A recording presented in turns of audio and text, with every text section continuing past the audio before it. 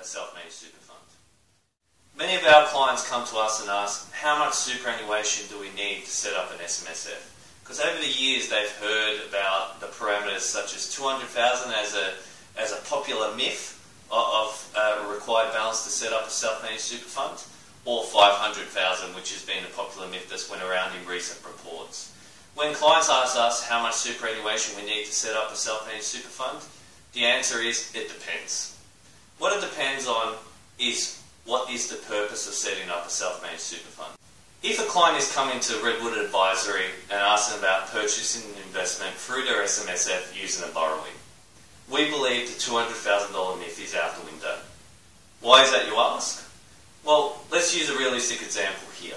If we have a $400,000 property, let's say a residential property in Melbourne, what we need to consider there is how much we need to cover for the deposit. So on a $400,000 property, we want to consider 20% in cash. So let's just say that's $80,000. So with $100,000 there, you can see you have a reasonable cushion there to cover your deposit for a property purchase. The other considerations there in terms of that cash buffer, that $20,000 plus any additional contributions throughout the year, are the borrowing costs and the acquisition costs. So the borrowing costs will mean the loan that you take out with a bank, for instance, or the acquisition costs, which may include stamp duty depending on the location.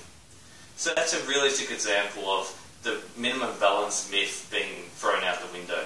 One other consideration there in terms of minimum balance is admin fees. So we're administrators. Redwood Advisory perform the administration on your behalf.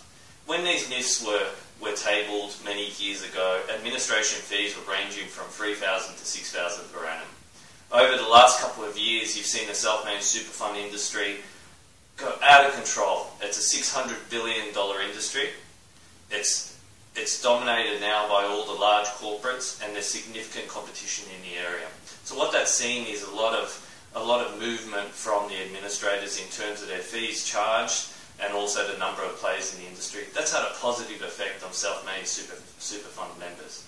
For example, if you have $100,000 in your SMSF, your annual compliance cost if you're with Redwood Advisory is around $1,000 per year, which is 1%. If you're going to consider that against your industry fund with the management fees you cover there, that's a significant change there. So there's 2 points there to consider, is if you're purchasing property, and then secondly, the percentage allocation to administration costs. Another example is if you have $200,000 and you're with Redwood Advisory, your expense ratio to administration fees is 0.5%. So there's some factors there to push away the minimum balance myth. And again, I'm Filipovic, I'm from Redwood Advisory, and that's the minimum balance myth out.